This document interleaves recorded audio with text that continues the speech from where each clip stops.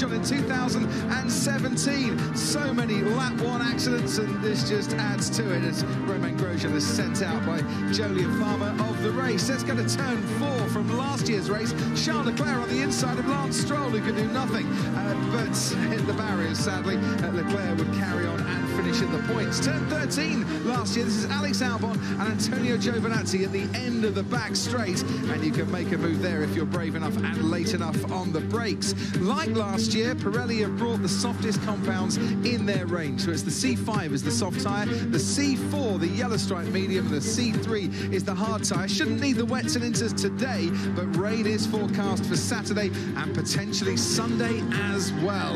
And here we are, blue sky, white clouds, the site of the Olympic Park of the Winter Olympics a few years ago, but it's racing we're concerned with this weekend. Anthony Davidson and Johnny Herbert alongside me, as keen as mustard, boys, to see what Verstappen and Hamilton parts, what are we up to now, 15 produces. Well, look, Mercedes have dominated this circuit since it was first on the calendar, probably 2014. So I really believe now Red Bull have the car to match them here. So I do expect a close fight again, but Max has that penalty going into race day. But we're getting ahead of ourselves. It's only 3 places, Johnny, but 3 places when there's only 5 points in the championship battle counts for a lot. Well, it's never a good place to just be in the middle of a bit of a sort of a fighting pack as you go down towards turn 2, for example, on the start. So it's going to be interesting. Max has already alluded to it, as I said earlier on, if it doesn't quite go for them in qualifying, a little bit further back, maybe 6th place, maybe that's the time they might take that engine penalty. 890 metres from pole position to the first braking zone, so all sorts of carnage goes on there, and it's no surprise on this track that 10 of the 24 retirements that we've had, so over 40% in the past, have come on the opening lap. It's a real harum-scarum first 3.6 miles when it comes to the race, so qualifying is oh so important to get out of the mess. It's important to get out of the mess. I think, ironically though, this could be the best race to take a grid penalty if you out were of the mess at the back. Yeah, well, you think of Max's penalty we spoke about at the start there. Look, other circuits, say Budapest, for example, it would be a disaster. Monaco as well, obvious disaster. But here, you're actually in not that bad a position if you start on the 2nd row. And I think 3rd row, you're a bit too far back, but 2nd row, you get into the slipstream, that long run down, as you mentioned, towards turn 2, the first braking zone, and you can be in the lead before you get to the pole position. Isn't necessarily the best place to be on this circuit.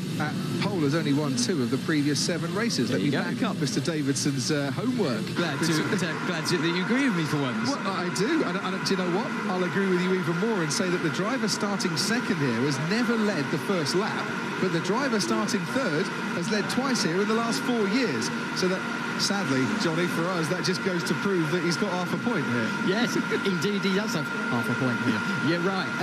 But this is what's fascinating about this track. Yeah, it's maybe when we've been around my bike doing a few laps, you know, it's not the most interesting track as a whole. It is quite a tricky one for these guys to get it. Why is it tricky around here? Because the grip level is very, very high. So when you get to that latter part, that 3rd sector, especially in a qualifying situation, the rear tyre is crying out, and that is where these guys are really tested. Yes, this track is about as dull as the weather over Vladimir's mother's as we flew in. To be fair, it was grim when we flew in here. Yeah, I'm glad the sun's finally come out. And it is not the best track in the world. Yes, you can overtake on it, but I'm always left feeling about Sochi that I wish the straights were a bit straighter, because then we might get a bit more overtaking, because they're not really straights at all. They've got a big curve in both of them. In terms of racing and what the drivers can do in terms of racecraft here, you can get a bit of overtaking. But there's not enough degradation in the tyres, I feel, to really open up the strategy enough. But simply to drive it it just lacks the elevation. That's the biggest problem. I was thinking about what makes this circuit a little bit dull from inside the cockpit, and it's the fact that it hasn't got much character due to the lack of elevation. Only 2 metres you saw on the circuit map to start off the show with. It's not enough elevation. That's what gives the circuit character. Let's put this in context. The elevation change here from lowest to highest point is about the height of Esteban Ocon. So it's a bit flat, Karun. It's like your Yorkshire puddings on a Sunday afternoon. It doesn't rise much, does it? Yes, I guess so, Coffee. But yeah, morning everyone listening at home and just watching down the pit lane, guys. see the Ferraris heading out on track. So a bit of a story there, of course. If you didn't watch our pre-session coverage, Charles Leclerc heads into the weekend with penalties, which means he'll be starting at the back of the grid. He's taken a completely new power unit. It is an upgrade, by the way, so Ferrari have done a bit of an upgrade. Now, for those of you who follow the rules, you might be wondering how that's possible, because the rules say that the teams are only allowed one performance upgrade throughout the season. However, they can drip feed it because they're allowed one performance upgrade per component. So what I think Ferrari have done here is done improvements on the battery side and on the hybrid side of it, which is what they've introduced. They didn't want to introduce it. 2 seconds, Karim. Just remember that the start just beyond the pit lights. Lewis Hamilton been giving a reminder as to where he can do his practice starts, which is quite important given what happened here on race day before, where he was doing the practice starts way beyond the point we're even at now. Karim, back to you. Yeah, that's right. Good little reminder there from Bono.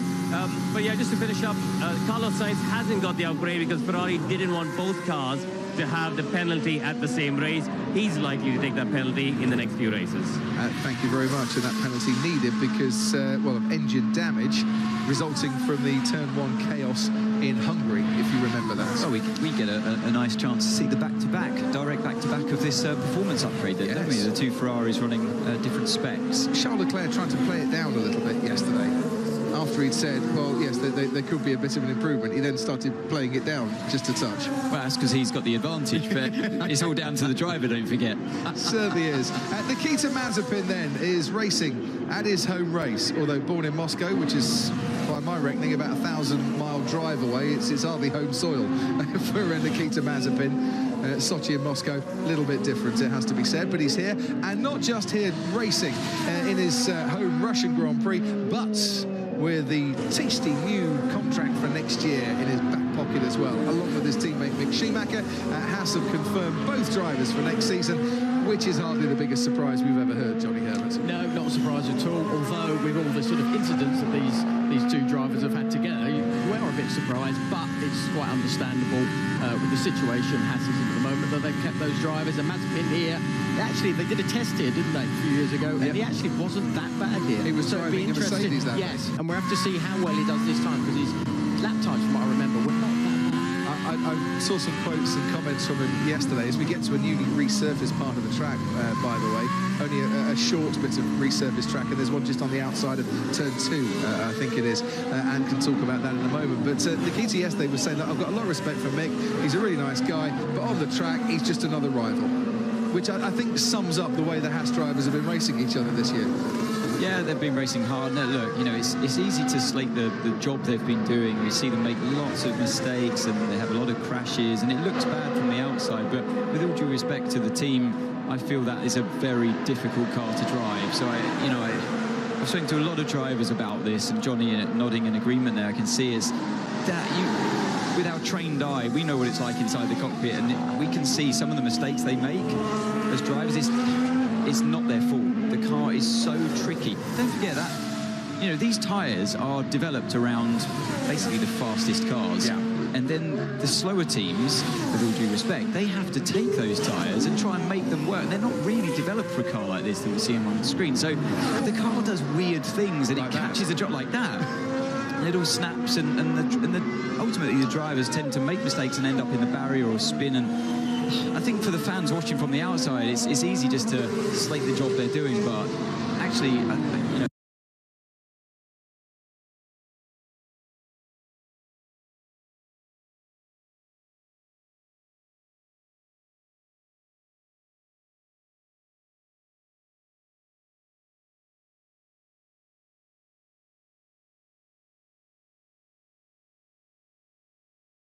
I cut them some slack. Not the wheel-to-wheel moments they have, you know, it's going a bit over the top in recent races. Just talking about the mistakes they make from inside the cockpit, driving solo, and I cut them some slack in that department, really. Yeah, and I agree with you. And the other issue that they have as well, they're only racing each other. as well. So there's that inter-team battle that they're having. They're trying to put the pressure on each other. Yes, they're having servos coming together, but that's all they're really trying to do at the moment. It's trying to get the upper hand, especially going into next season where we know they've put a lot of energy into the 2022 car. And yeah, it's unfortunate, but at the end of the day, that is something you have to do. I remember Fernando Alonso said about Max and Lewis in Monza. Yeah. They both had to do that. And to be honest, these guys, Mazepin and Schumacher, have to do the same thing. Can't wait to see the new Haas for next year, because the amount of development work that's gone on with that Haas, it should be a marked improvement on this year's car. Don't forget, Gunther Steiner at the start of the season has said, right, this is our car, and that's it. We're not doing anything with it for the rest of this year. There's no point us trying to challenge Williams and get a few $1 million more in prize money when actually we could lose out because we haven't got the resources to fight two fronts. We could lose out more on the course of next year. Talking of the Williams, one of the most improved cars on the grid for this year. You look at George Russell here, who scores points in 3 of the last 4 races for a Williams team on 22 points, who are comfortably now in 8th place, and that does make quite a bit of difference for them in terms of the prize money, as long as they've been able to develop next year as well, and they're not going to lose out. We'll see who's right, Haas or Williams, in terms of their development strategy by the time next season comes along. Yeah, I mean, all I know is that the more time you put into the development when you've got a serious rule change and when you have the cars be so different next year, the more time you put in, the faster your car will be. It's as simple as that. I was looking at pictures of the old Brawn from 2009 just a few days ago, and that was a sophisticated car in its day. Yeah. And when you look at the front wing, for an example, it's so simplistic now. And it's that evolution of the aerodynamics and how those engineers tweak it as years go by. But time really is the biggest currency of all. Yeah, 22 points for Williams in the last 4 races, by the way, more than they've scored in the previous 72 races combined. Such has been, Karun, Williams' recent revival. Yeah, absolutely, Coffee. On the percentage terms, the most improved team from last year to this year. And you know, the fact that we've seen George in Q3 in a dry session in Silverstone is a real sign of how much they've progressed. Remember, it wasn't that long ago, both cars crashed out with those rear wing issues at Silverstone. Yeah. So a real sign of progress there. Just coming back on Haas, guys, for next year. I spent a bit of time chatting with Gunther Steiner yesterday, and he was talking about how they are fully changing the way, essentially, they're going about the structure. They've got Simone Resta there, who's joined them from Ferrari, and he's taken over the real technical structure of the entire team, and they're working differently with Ferrari, differently with Dallara, because Haas have a very interesting model. They rely on Dallara as an external supplier.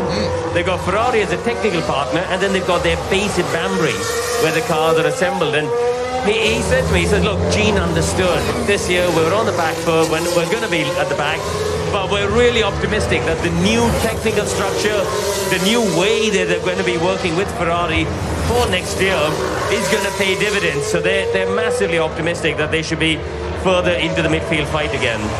Good.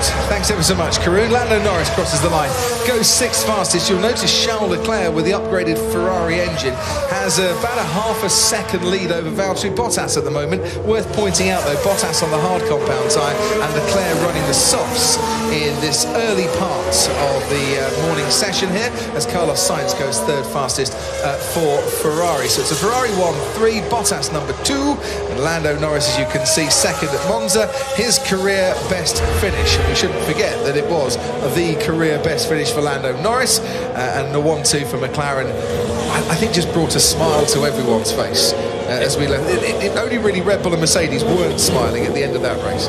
It was great to see, well, not new winners in Formula 1, but you know, Daniel Ricciardo winning a race again, and McLaren at the top again. Lando Norris, yeah, like you say, Crofty, best performance and best finish in 2nd place.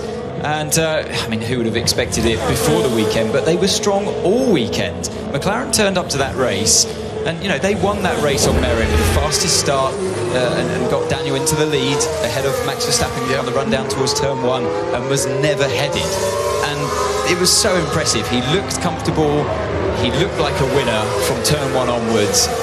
And the team looked like winners as well. And it was great. That's what Formula 1 needs. We need different winners to go along with this epic championship fight between Max and Lewis, of course. The latest and the 7th different constructor to win in the V6 hybrid era, 6 of which have come in the last 12 months of those winners, Ferrari being the odd one out of those 7.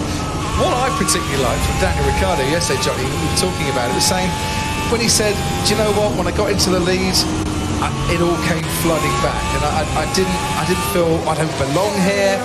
I just felt very much at ease. I was singing to a song, I was tapping the steering wheel. You know, I hadn't forgotten how to win, and that was a really important thing there, because it had been quite a while. Yeah, it's been quite a while, you're right. I think the difference as well from a driver's perspective, winning a race in Formula 1, if you've got that experience before, it does make it that much easier. If it's your very first win, that could have been a long time before, but in a completely different category. So then the pressure is very, very different. He's already been able to deal with the pressure in the races he's won before. So it was wonderful to see him get in that lead.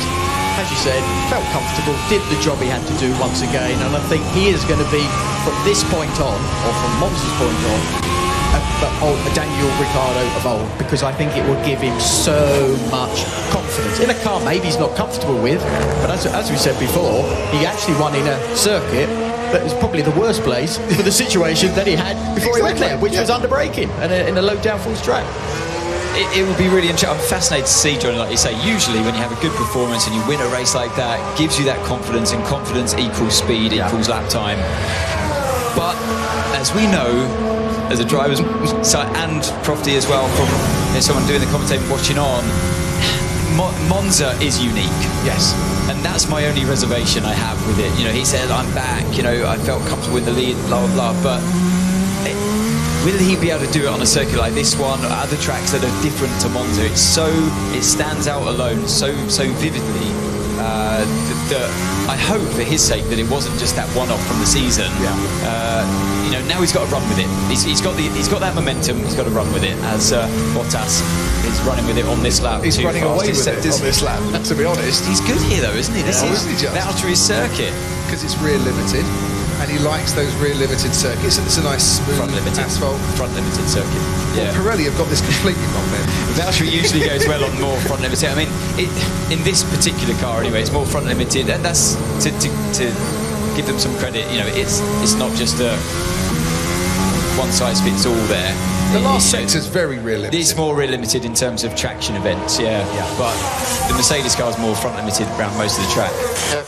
Something strange. Copy, we'll come back to you and box this lap. Box, pit confirm. So I was having this chat with Pierre Gasly's engineer the other day, and he was saying, Sochi, massively rear limited circuit. And I was saying, is it? It's front limited circuit. He said, is it? Well, so I was talking to Sergio Perez yesterday, and I went, 100%, as we just see Bernd Nylander in the safety car failing to negotiate the track at turn 2. And this is what you've got to do if you get it all wrong at turn 2. You've got to make a little extra chicane through those polystyrene bollards, which I'll give them 2 laps in Sunday's race before somebody hits them. But at least they've taken a bit of that wall out that Carlos Sainz hit. All goes the wrong way. Yeah. Here's Antonio Giovinazzi's take on it. Yeah. Nice. That's how you do it. But you do have to slow down quite appreciatively to get through there, even after you've locked up. Trouble is, in a racing sense, as we saw, I think even last year, if you get knocked off through the corner too late, it's impossible to navigate your way around the chicanes to do it the right way. So that's when you see drivers get confused. But under a normal circumstance, like Giovinazzi's just proved, it's easy to do it. But you wait till the start of Sunday's race. Exactly. Let's go back to front and rear limited a minute. So I'm talking to Sergio Perez yesterday. Well, done well here, haven't you? 7 races, 100% point scoring. Well, yeah, it suits my driving style. I went, yeah, absolutely. That subtle application of the throttle, rear limited, traction, important corners. He went, absolutely. It's a rear limited circuit. That's why I go well here. And then I read the Pirelli press. It's a rear limited circuit. Then you come in after 9 minutes in the sim in preparation and go, no, it's a front limited circuit. It's why Valtteri goes well What's here. the difference then, mister? So the front limited is basically more understeer. So it's when you've got more grip at the rear than the front. So you turn into the corner, and midway through the corner, and the rears want to grip, and the fronts don't, and it pushes you on. So with the understeer, and that's some drivers, they prefer to drive around that touch of understeer. Max, for example, he likes the car, like Lewis, on the nose, we call it. So as you turn, the front wants to turn, but the rear doesn't really follow. It wants to pendulum outwards and cause oversteer, a rear slip moment, as we'd say. And some drivers are more comfortable driving with that. And so a lot of it comes down to the car and how the driver tunes the car as well. You know, the Mercedes being a slightly longer wheelbase than the Red Bull and many other cars like the Ferrari as well, and that naturally creates a bit more rear stability in medium and higher speed corners, and why they might suffer on other circuits like Monaco and the tighter tracks out there, and maybe Sector 3 here, who knows. But one thing we can all agree on is Sector 3 is rear limited, right? But the reason why Valtteri tends to go well around this track is because for their car, the way he would set his car up is more of a front limiter. Like this corner here in turn 7, it's a corner in their car that will create just a bit of understeer mid-corner, and he's quite comfortable to be able to deal with that. When you've got a car that does that, it forces you to brake a bit earlier, roll the car in off both pedals really, and just feed the power in as you're waiting for the front to turn and rotate the whole car. And he's got a good style to allow that to happen, whereas Lewis likes the car to be much more on the nose. He needs the front to be there, he hustles the car more, and I mean, corners like this, turn 13 and 14, you see even on that shot, Raikkonen dealing with a bit of rear end instability, and you need a good front end for change of direction, like here as well, 15 and 16. And a driver like Kimi, again, he likes the front to be quite powerful, strong, and he'll deal with the rear trying to follow the front. Some drivers, they can't go fast like that. No, I remember, and it's stuck in my mind the whole way through my Formula 1 career, was James Hunt telling me, have a car that oversteers because you can deal with that. If it understeers, you can't deal with it at all because it will just chew up the front tyre. So it shows, like Mick Hakkinen, I remember Mike Schumacher, same thing, had to have a sharp car. I think all the champions really nowadays have to have this sort of rotation. From a driver's point of view, where is that rotation from a driver's in the cockpit? Well, it's almost like when you turn the steering wheel, the rotation feel. This recharge mode somehow is horrible. When I want to go onto big lags, it's way worse than normal. Copy that, Max, thank you. So waiting for the ERS to kick in a little bit longer than he would want. So what they do is they get some charging effect when they're half throttle.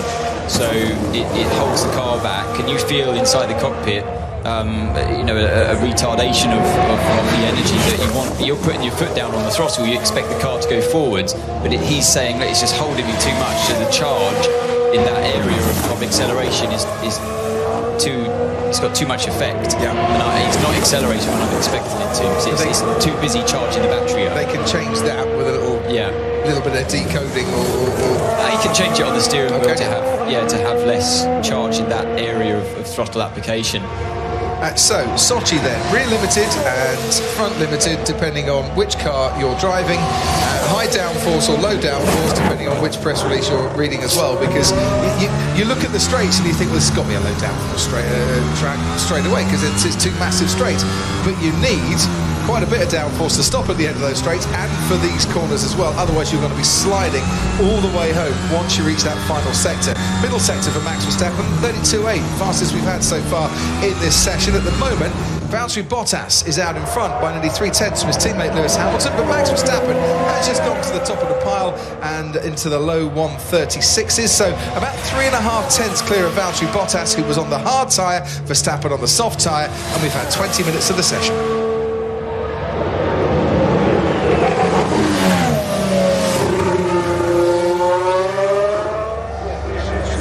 The eagle-eyed amongst you will notice that Kimi Raikkonen is out on the track, and Ant mentioned Kimi Raikkonen being out on the track, and we should mention it again because he missed the last two races for the first time. I think it's Malaysia 2017 we haven't had Kimi Raikkonen on a racetrack. We have had Max Verstappen for all of those races in between, and there he is sparking away. Quite bumpy, this surface. I wonder, now we're here for what's the 8th time at Sochi, you might start to get a few bumps appearing here and there. Yeah, I think that's why they've resurfaced turn 15. I don't know the actual reason for it, but the bump was increasing last year at least on the apex and the way in. And we saw a few lock-ups, particularly in qualifying. A few drivers turning in, the front left could lock up and run the car wide. And yeah, so they've resurfaced that part of the track. But I think mostly it's fairly flat. There's a small rise into turn 5, a bit of a bump going into there, but it doesn't seem to unsettle the car too badly. I don't think it's that, it's no Austin, put it that way. It's that's got a lot of character these days. Yeah. Sometimes I wish they'd leave the character in instead of getting rid of it, especially when we're going through the, that final little sector there at 13-14 they've resurfaced it, and that's where sometimes it's a bit of a challenge. It is a bit more tricky for the guy. Curbs, bumps, elevation, camber changes like we saw in example. Yeah, front is there. Steady on, chaps. You'll be forming a Sochi Appreciation Society at this rate. I still think they could have done more with it. I know, sadly, you've got a few billion rubles worth of Olympic buildings to negotiate your way around, but couldn't you have built some elevation changes into this track? It's tough, couldn't you, please? No. It costs so much as well. You could have put a lovely bit of banking in around the final couple of corners as well. Anything's possible. Yeah, exactly. It's just whether you want to pay for it or not. That's the sticking point. Yeah. To be fair, Ant. There's Gasly going wide in turn 2. He's trundled through the bollards. I think he went the right way. It's pretty hard to see from that angle, but yeah, he went over that orange sausage curb after the apex of 2. And they say if you go over that one, you have to then divert and go through those bollards. When you've spent somewhere in the region of 40 billion euros to create this Olympic park, a bit of banking, it's not going to put much more on the bill, is it? Let's look at Pierre Gasly. So he's gone over the sausage curb. Yeah, so he's gone the right way. How dare you question Pierre Gasly? He's read the race director's notes, all 6 of them have come out so far. He didn't say anything. Didn't you? I think he's gone through the right way. He was questioning the gas man. How can he do that? He knows what he's doing out there.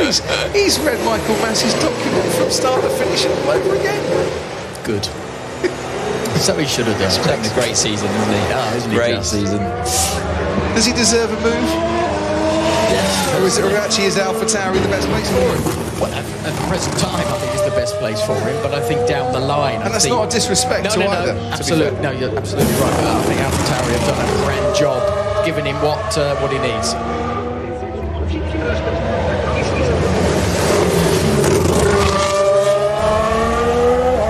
In the race director's events notes, it says if you hit the sausage curb down at turn 2 like that, you have to go to the right and then to the left and then to the right again through a little chicane at the bollards and come back onto the track. It decreases your speed. It means you rejoin the track in a much safer way, and we'll see how long those bollards last come Sunday's race. Who's going to be the first person to hit them? Shall we have a sweepstake now? Or just go the wrong way around them, like we've seen before. I think, that was slightly later, of course, than the Giovinazzi moment we saw before, but still going over that sausage curb, he was still at the right angle, at least, to get through the bollards in the correct way. But the problem comes when you go over that sausage curb, the orange curb, too late. And then the temptation is really to get back onto the circuit as quickly as possible. To think to go left is difficult. And it actually makes your angle more acute. Max Verstappen on his way to do another flying lap. In the meantime, we'll head down to Karun. Yeah, Crofty, just talking about Max Verstappen, interesting plan here with Red Bull, aren't they, on the soft tyres? They've obviously decided that they're going to believe the weather forecast for tomorrow, that it is going to be wet all day. The forecast is for wet weather in FP3 and qualifying, 99% risk of rain. So perhaps they're more willing to burn up the soft tyres today, knowing that they don't need to use it tomorrow.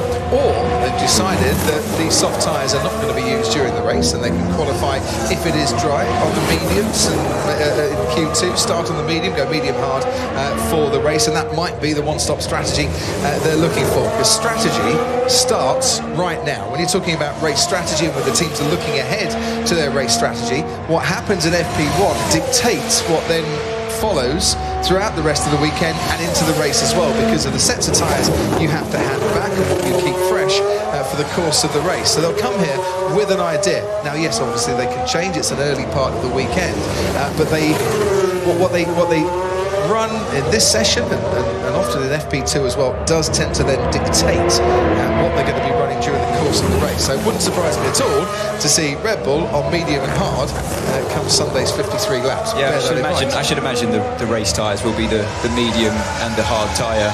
As Bottas going faster now. He's on a set of softs as well now, so it's like for like, albeit Max's tyres will be slightly older, of course, at this stage. With the track clearing up and rubber going down. We've got the F3 and F2 here this weekend, so the circuit already in better condition than what it normally would be without at least one of those other categories here. I really hope it doesn't rain heavily tomorrow.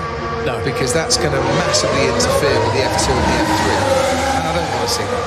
No, we don't. We don't want to see it sort of full stop, to be perfectly honest, but I think 99% is not looking too grand from that point of view. But from Max's point of view, this is a very, very important part of this weekend, because if they can get a good race car and everything goes a little bit sort of peak-tong tomorrow and they can sort of take that engine penalty, and then they have that race car. We saw what Nico Rosberg a few years ago get on that hard tyre. Remember he did that early start and did the whole... He flat spotted his tyres at turn 2, pitted, was last, went and did the whole of the race, obviously on harder compounds, and then came through, obviously, to finish on the podium. You're right.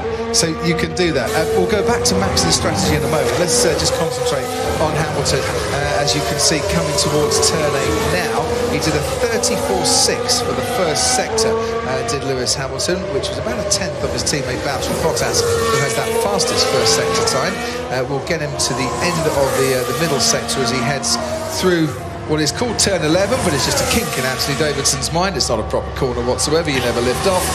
This one, though, big proper corner into turn 12 he goes. He's down on his teammate at this stage. It's Lewis Hamilton. So Valtteri doing the business once again around one of his favourite circuits. Now into sector 3. Looked a little bit of a lazy turn in change of direction as well on that Mercedes, I'd say. In 15 and 16 now through the penultimate corner.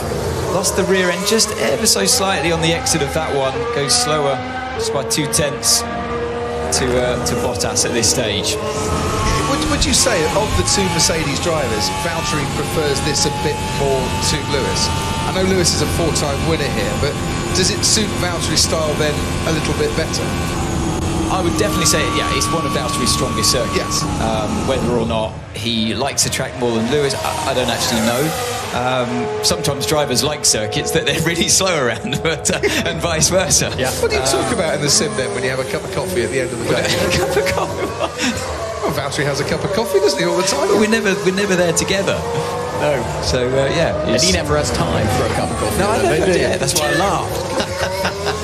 What do you think this is? Never a cup of coffee when you're commentating. Never there together, avoiding each other or something. Split in the sim racing camp. It takes time to change my pedal position. There's no point being there together. Valtteri Bottas loves this circuit. First win and last win. You should say that. Nearly 12 months ago. Tell you what, we love this circuit too, Ant. Take us through a lap, the Lando Norris. So there he is, going around turn 1 with the DRS open. You bring the car to the left-hand side, look for the 100-metre braking board on the left, through turn 2, just clip both curbs actually. They're both on the inside of turn 2 and exit of turn 2 as well. Ironically, that one doesn't have a corner number. Now through the everlasting turn 3 before turn 4, early on the brakes to then get a nice exit of this one as it rises up that small incline and the bump there I was talking about into turn 5. You run a bit wide on the exit of that one, through the kink of turn 6, bring the car to the left-hand side, just kiss the red and white curb and use a lot of this track on the outside as well of that one. Turn 8, be a bit more conservative around that one on the exit, and then towards turn 10,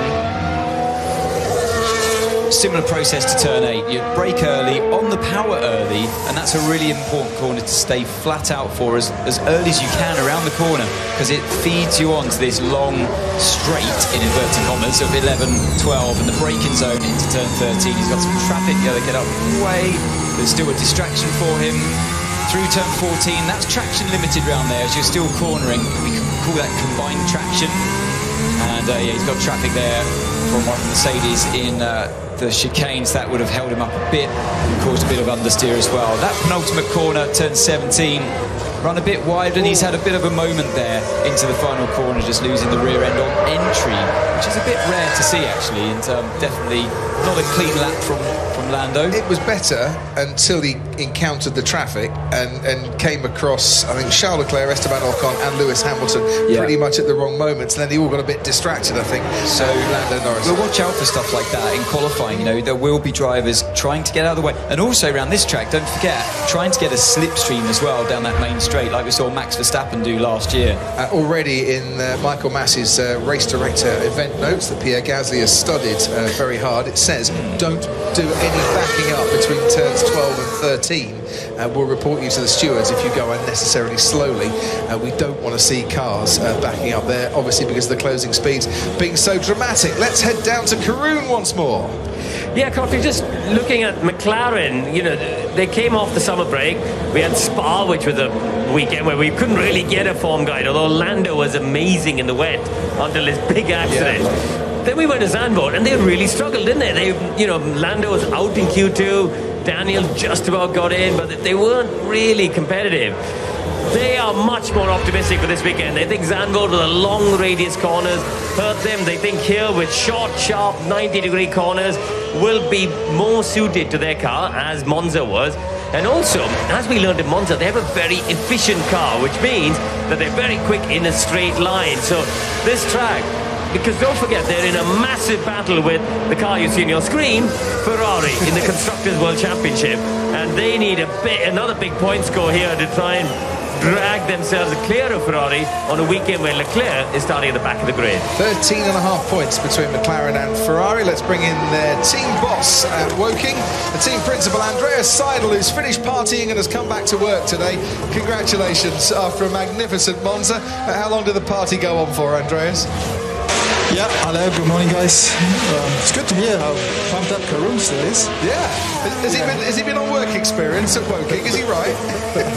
Yeah, no, it was obviously a good week for us after this great win, or the 1-2 in Monza. It was important also for me to celebrate this win, accordingly also back home in the factory with everyone. And yeah, it was a good time last week. But you have been stressing, haven't you? What was your phrase? We were rubbish at Zandvoort, and you've been stressing that. Have you found out, is Karun absolutely spot on? Have you found out what made you so bad at Zandvoort? Will you have a better race here as a result of it, do you think?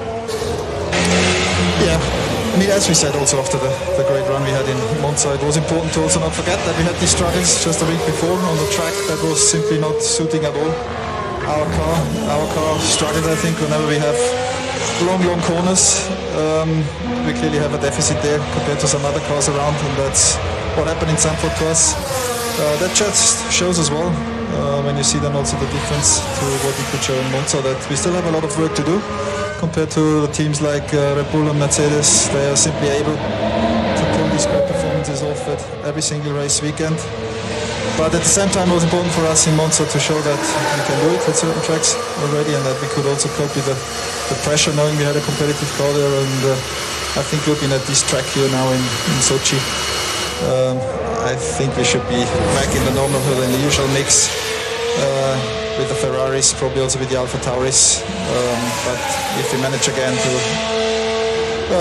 get everything together, get our act together, I think we should be in a good position to score lots of good points here.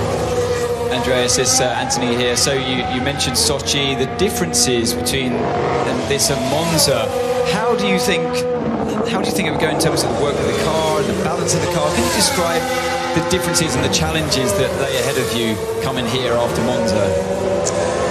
Yeah, the challenge here is to find the right level of downforce, because you have these long straights here where you obviously want to have a car with low drag, an efficient car, but at the same time, with the balls being so close here, with all these 90 degrees corners, you need a car for the drivers where they can attack these corners and attack the apex without ending up in the wall. So that's where you want to have downforce, and that's the challenge we are in, to find the right balance there. And so together also with these windy conditions here, which is an additional dimension then for the challenge we are in. And that's where we have to work through our program. Are you expecting it to get windier throughout the weekend then? Because we're not getting the impression that it's a really windy day so far today. There's some gusts of wind already there. I think we heard also some drivers commenting that it's quite windy. I think you probably have discussed already. There's a really bad weather forecast for tomorrow on the horizon at the moment. Lots of rain tomorrow, combined with a lot of wind as well. So, that will definitely be a challenge. Thank God for Sunday, it looks better again. So there's a good chance that we have actually a dry race on Sunday. But that means we need to find the right balance tomorrow in case of a wet qualifying, what we want to do with the setup. And possibly more work this afternoon as well. Andreas will be back with you a bit later. Thanks for joining us. Great to have you with us on the pit wall this weekend, Andreas Seidel at McLaren. Yeah, where we are on the virtual safety car being deployed at the moment, so I assume there's a bit of debris on the track that needs sorting out, or potentially even a couple of dogs, because I did notice a lot of dogs made their way onto the track yesterday that got picked up. Oh, there we go. That's the cause. A little bit of debris just on the outside or the inside of turn 1. Very, very fast marshals here. Excellent work there. It's Usain Boltski, the marshal. Top lad. He even took his hat off so he could run faster. Well, his hat would have fallen. I like that. And his hat would have fallen off. Yeah, probably. And he'd had to have gone back onto the track again. He only does 100 metres, not 200 metres, as Mr. Boltski. Right. What were we talking about before the virtual safety car? The differences between Sochi and Imola and Monza, why the McLaren was so strong there. It's not that windy on the outside of where we are in the final corner. Karun apparently is telling us that the Chandok main is being swept away by a gusty breeze in the paddock. There's a bit of a wind tunnel in the paddock, to be fair. There's always a breeze, but you are by the sea, Johnny. Yes, and that breeze is sort of one direction in the morning, then it swaps around in the afternoon. It moves around as well, which makes it a little bit more trickier for the drivers, but of course more importantly for the cars and how they respond to certain corners at certain points of the circuit that are most important, which is normally down the straight. One direction in the morning. Who doesn't love a bit of one direction in the morning? A bit of Harry Styles to wake you up. Absolutely superb.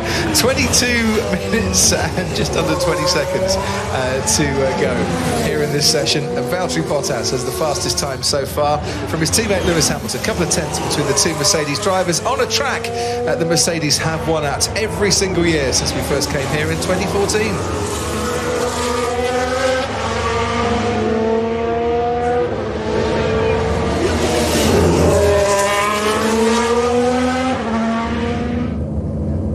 And we're on board with Nikita Mazepin. So I'm just tickled myself with Usain Boltski. I like that.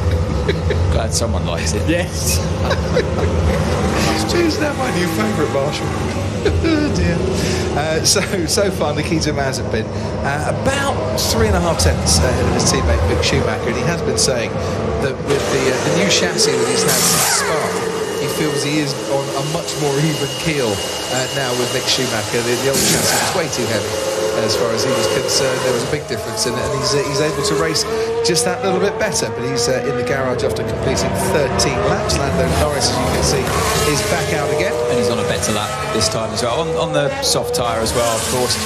But looks like he has a bit of a cleaner run. P7 for him at the moment. Daniel Ricciardo just looking down there in P11. I don't think Ricciardo's had a proper go on soft tyres yet. He's put them off. He's on them. Yeah, he's on them, but he must be somewhere behind them on the road and yet to post a decent time on them. Think about FP1 sessions.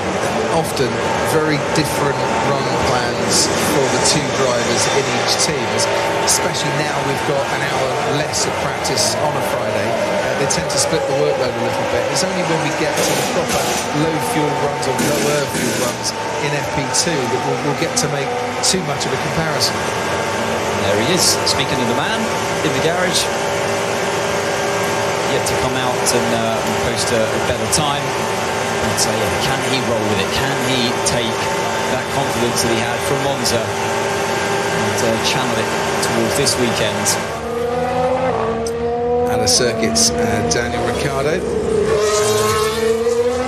where he started 5th here on 3 occasions, never started higher but started 5th on 3 occasions, showing a certain amount of consistency when it comes to qualifying. By the way, Daniel Ricciardo has the longest active finishing streak on the grid at the moment.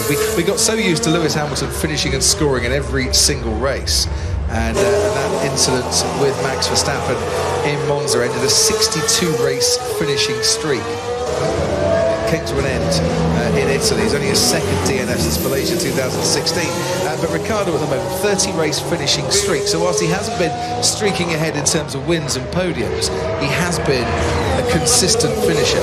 And as they say, Johnny, to finish first you have to finish. Indeed. And he gets that car to the checkered flag. Yes, and that's something, obviously, as we spoke before, he's got the experience to be able to do that. I think one thing as well with that McLaren, with that sort of awful weekend they had in Zandvoort as well, you know, what is it with these long corners that sort of hurt a car or hurt a driver? Well, it's normally it chews up the front end. Yeah. And once you sort of chew up the front end, then you have no ability to sort of rotate the car like we were talking about as well, to get it to get itself out of the corner itself. Here in Sochi, there's so many 90-degree corners, and that is something I think is going to benefit. Bit of work going on then to Ricciardo's car as we look at the turn 2 corner analysis.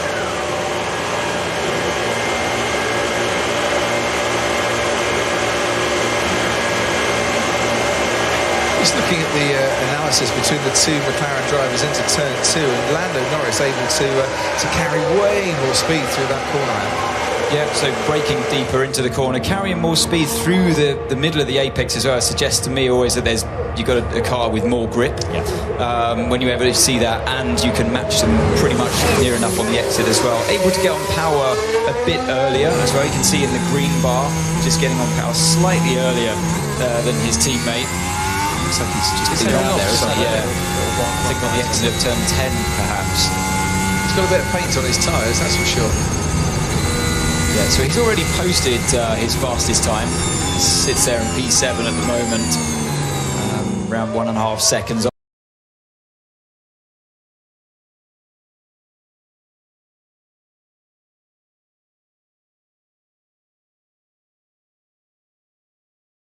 He's pushing at this moment.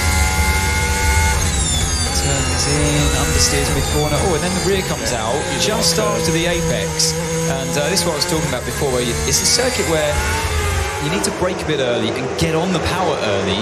And that's a typical kind of situation we see these modern F1 cars getting into, where you're already committed to being flat out, because that's where you need to carry that speed onto the straight. And then the car, all that inertia, the big heavy cars these days, over 700 kilos worth, and it all catches up with you very late in the corner, to the point where it just starts to snap. And that's what was going on there with Lando. He was already committed to going on power when the car started to let go. We're going to see Max Verstappen going on power now. This is a new set of soft compound tyres, weaving around, trying to generate some surface temperature. Johnny Herbert, take us through this lap with the championship leader Max Verstappen. Yeah, he's going to enter not using that AstroTurf, that green on the right-hand side, as he launches it down towards turn 1. DRS opens up, got a little bit of a slipstream maybe from Giovinazzi, who's just in front of him there, which is something that Anthony just pointed out. But going through turn 2, over that curb, flicks it a little bit as he goes around to turn 3, and it's to this turn 4 that I think really does sort of test the drivers. It's so wide going in there, but he flicks it.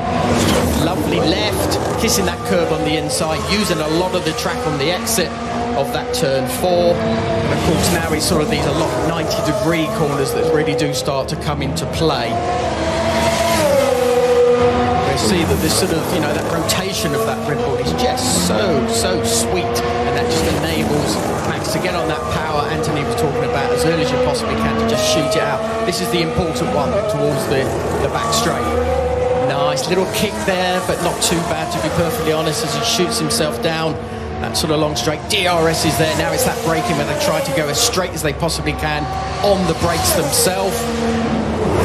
Turning very sort of late there to the curb. Sweeps through. This is that sort of latter section that really does become difficult with the rear tyres on a qualifying lap. 12, now 13 over the little brow. The bump that was there definitely seems to be much less. The little back straight towards the final 2 corners, and it's the last one.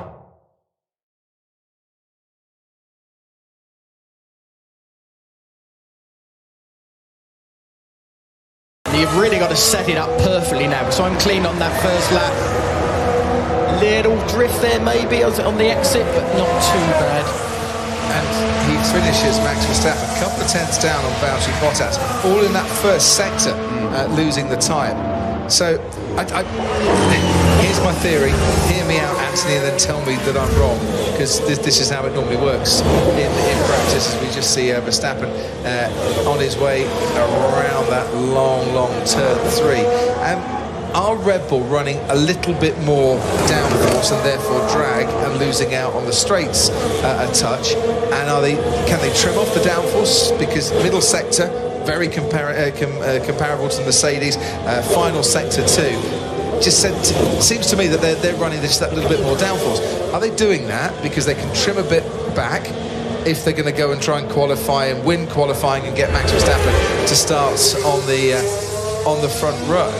On the second row with this 3-place grid penalty, or are they looking at setting up a car purely and simply for the race here? Maybe take that engine penalty, start from the back of the grid and have a car that has a bit more downforce, it preserves those tyres for longer and can make it work a bit better during the race. There's no simple answer really for it, Crofty. I mean, that beats a no. Thanks. Let's move on.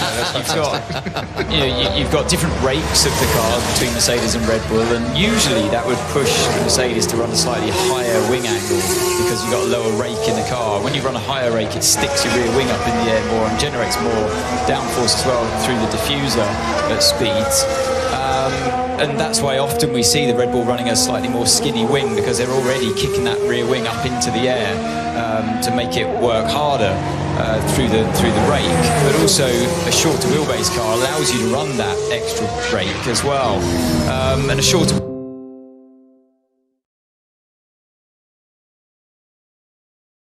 wheelbase car might not be in its element around this type of circuit.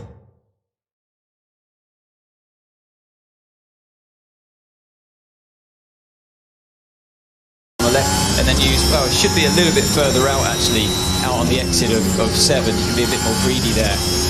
Turn 8 looked good. Now up through the gears towards 10. Just slightly missed the apex again in turn 10, but the rear doesn't look like it's giving him the support to really trust the rear enough and throw the car in towards the apex. So he's being a little bit extra tentative on entry to those medium speeds. Now we're into the slower speed sector 3, and this is where you'd expect a car like the Red Bull with a shorter wheelbase to really come alive a bit more. So I was surprised not to see Max gain time on Bottas's sector 3 time. He actually lost a tenth here, fighting the wheel through 15 and 16, and then there's not much you can really do in these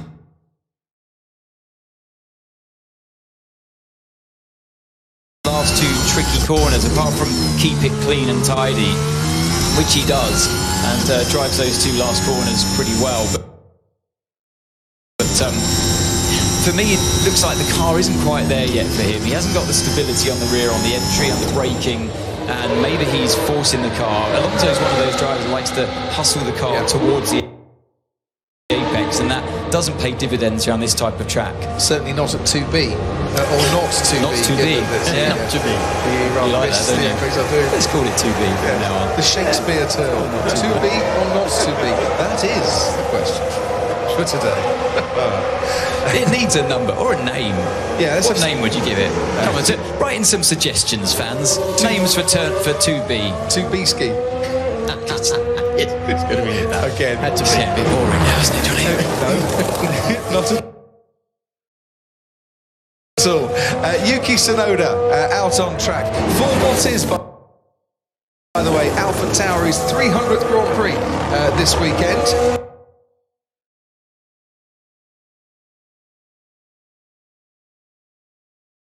Because they combine their stats from Toro Rosso and AlphaTauri together, so it's happy 300 for AlphaTauri, which is only half as good as Graham Smith, the man who is the team coordinator for the Honda engines at both Red Bull and AlphaTauri, who's celebrating his 600th Grand Prix in attendance. Started out in 1981. when Johnny Herbert was wearing short trousers, quite frankly. Smudge is a great character in the paddock, and he's celebrating 600 races this weekend. So congratulations, Smudge. Well done, AlphaTauri, on your 300th. And we can go down to a man who's done 163, I think it is, Karun. I don't know, Crockett, I don't keep count, but... no, but you should keep count. These are important milestones. Yes, well, I'll do some number crunching after this, but yes, big congratulations. It's funny, actually, with people like Graham Smith have worked 600 races, I think all of us in this paddock have worked with him at some stage in different teams. So yes, congratulations to him.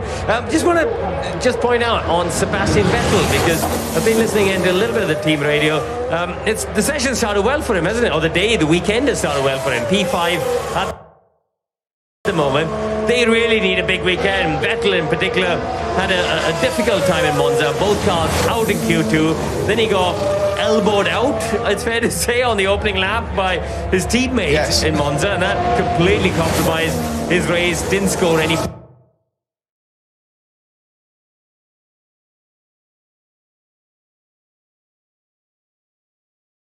points. So far, it started well for him. And actually, guys, if you think about it, this is quite a good track for Vettel, isn't it? In the past, with Ferrari, he was on the front row, if you remember, and had a decent run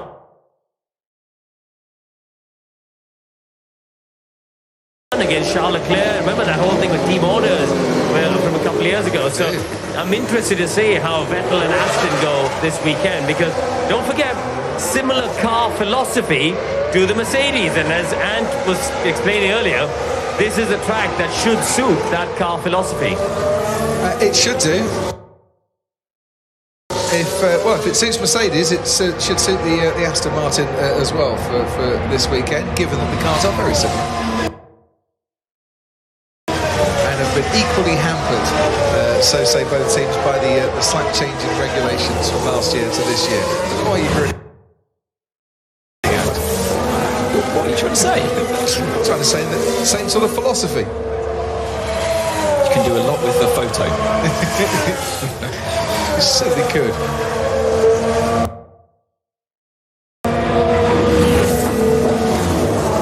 Sergio Perez. So did we say that Sergio Perez likes this track, or is it a track he goes well at? Yes, he does. He's 7 previous starts, 100% point scoring finish. Sorry, the plural. Well, so the teams are going to need here for Force India.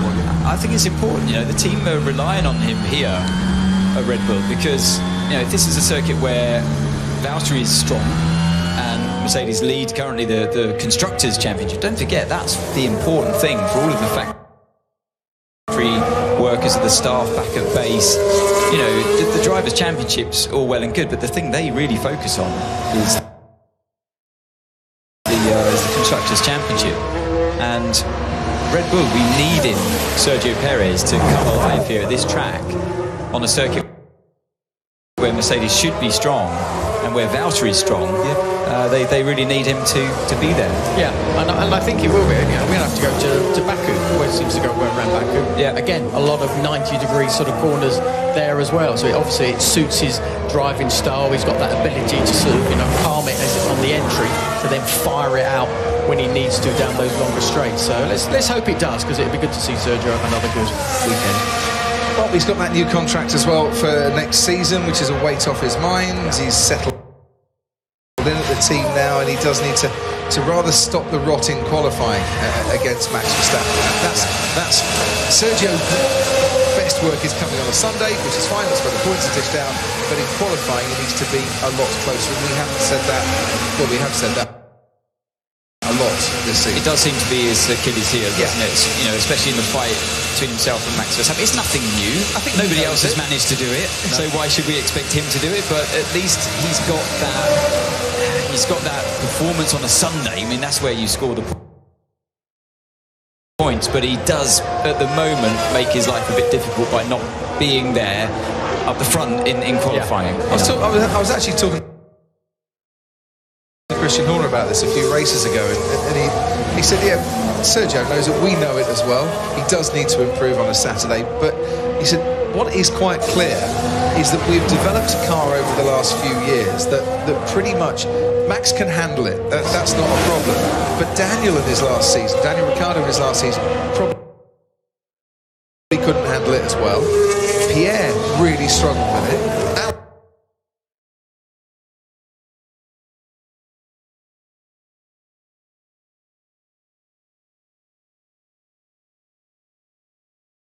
Alex really struggled with it, and Sergio is also struggling with it as well. So the onus is probably on us to develop a car where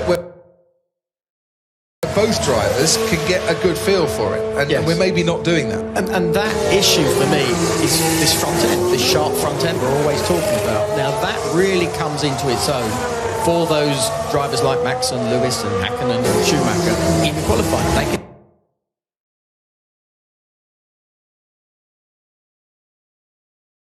deal with it, they can lean on the car, they feel confident at the back. Fernando Alonso is another one who's very much leaning the front, sharp in on the front.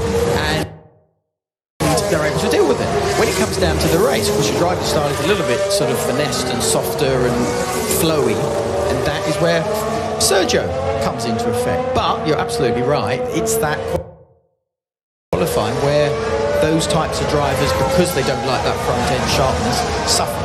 It's a very good point that you make there, Johnny, about I like that flowy in the race. That's what it is, isn't it? You have to get into that flow and the fingertip, driving with the fingertips and not letting the car move around and keeping it within all the slip angles, not sliding it too much. And that's what Sergio's really good at doing. Whenever the chip's down and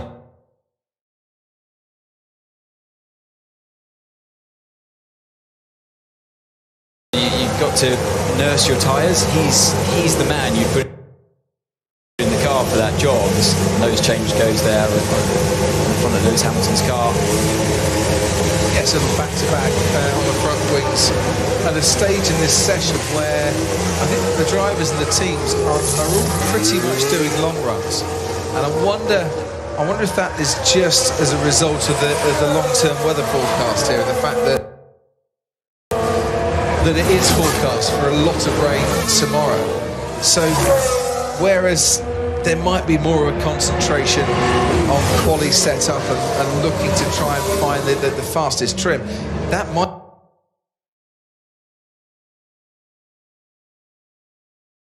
not be needed if we get a very wet Saturday. So more emphasis then goes into looking ahead to the race, because quali is going to be compromised by the wet weather. Yeah, I think everything we've seen from all the teams personally just shows that their focus is Sunday. Yeah. Sunday, this 99%, whatever it's going to be, is just going to be completely, worthless for them. So why sort of fiddle around for qualifying, thinking it's all going to be dry, when it's absolutely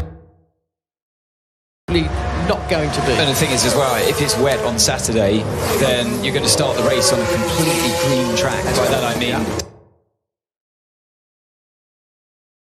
dusty, no rubber down, and that destroys your chances of destroys, but it goes against you if you're planning on doing a one-stopper. It makes tyre life harder. So it's maybe they're trying to analyse all of this right now. Well, traditionally, sorry Johnny, it starts very green, this track, because it's not used a lot during the course of the year, and then it rubbers in quite fast. And obviously with F2 and F3 here this weekend, that helps with the rubbering in as well. But if we are going to get a lot of rain on Saturday, it could go back to similar conditions to FP1 for the start of the race. And we've never had rain here in Sochi before, and I'm really hoping that might give us a two-stop race, because two-stop races, on the whole, tend to be more interesting. Yeah, I've got no idea how this track's going to be in the wet. I mean, some circuits go to... You see the tarmac's quite open, it's quite porous, and you think this could be quite a grippy track in the wet. Or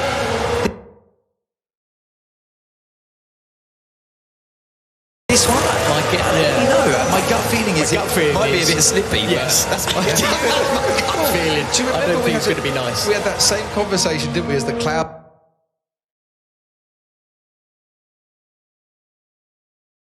rolled in Singapore that year, where we had rain at the start of the Singapore Grand Prix, and the two Ferraris and Max Verstappen took each other out, and then Fernando Alonso as well, and it was very slippy and skinny at at the start there. I tell you what will be an interesting corner in the wet is this one here that we're watching. Turn 3 in the dry, not a problem. Easy for these cars. In the wet, however, I mean, at some stage through that long corner, either the front or the rear is going to want to slide, and that's going to be a challenge. I dare say, Johnny, you get more grip at the Bolshoi ice stove just on the outside of the corner. Yeah.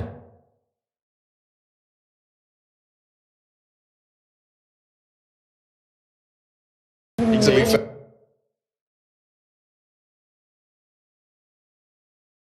Be honest, when sort of probably a year or so ago with Kimi, he was sort of with Kimi, and he was then he sort of took over and he started going a little bit quicker. So yeah, I think he's always probably not got the full credit just because of the car's never been able to deliver the He's not a spectacular driver. He is capable of decent performances.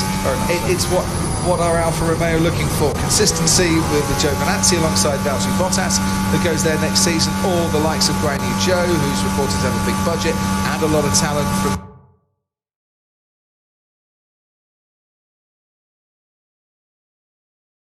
the junior series from F2 coming in as well. He's probably the leading threat to Joe Venanzi, I would imagine.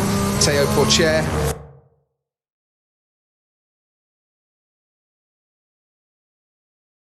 Another fine F2 driver is also, I think, in the running. Yeah. This car is so nervous. Not surprised, Yuki. Caused 4 red flags this season.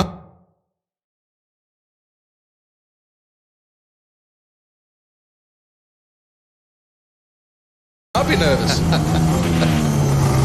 Yeah, that was a bit unfair. I wasn't